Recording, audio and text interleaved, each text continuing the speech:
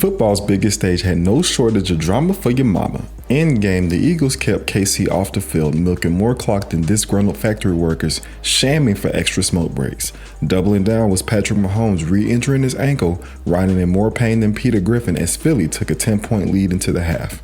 But for most casual viewers of the Super Bowl, it's all about the commercials and the halftime show. In 1967, a Super Bowl I commercial would run you about $37,500.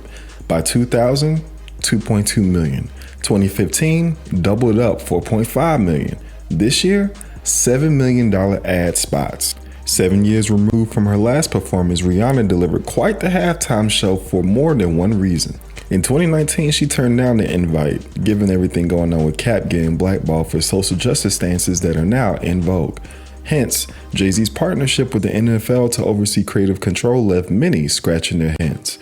Hindsight 2020, Hov chose a slow game of systemic change that's bad for optics, but puts you at the table with decision makers regarding dinner topics. Since Mr. Carter stepped in, the topic of choice for halftime shows have been centered around Black artists performing, understanding that leveraging relationships and resources can promote strategic opportunity for the culture.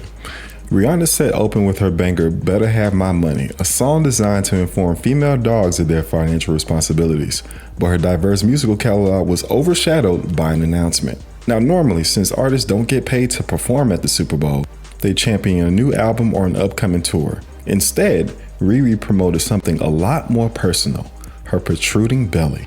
The Fenty billionaire is resetting standards for working moms, giving life to fans, future kids, and outfit ideas.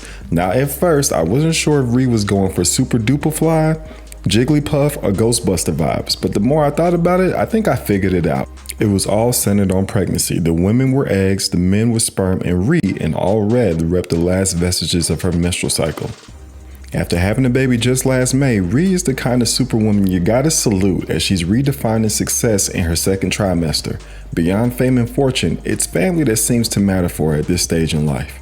She also indirectly did men a solid by serving a PSA to future fathers. The next time your pregnant partner inundates you with demands that she can't do herself, just pull up YouTube, search for Rihanna riding on a floating platform where I pray go, and remind her, she's a hero. After halftime, Patrick Mahomes' heroic play continued to be what legends are made of. While it won't pop off the stat sheet like Jalen Hurts' numbers, Mahomes was getting busy on a bum ankle all postseason. It's the reason why the 27-year-old prodigy is already solidified as a first ballot Hall of Famer. He's done more in 5 years than most do in 15, and in retirement, he'll join Travis Kelce, the greatest tight end ever, and stanky leg extraordinaire, with his coach Andy Reid, the greatest offensive mind I've ever seen in cheeseburger aficionado in Canton, Ohio.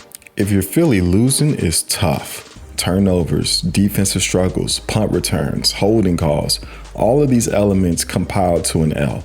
Unfortunately, given their free agency situation and the QB about to get the Brinks truck into his driveway, there's no guarantee the Eagles are going to come back.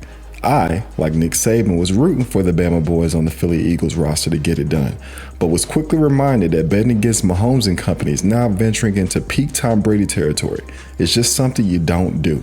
I've also realized that in life, in order to bet on yourself, you got to pay your dues first before reaping the rewards.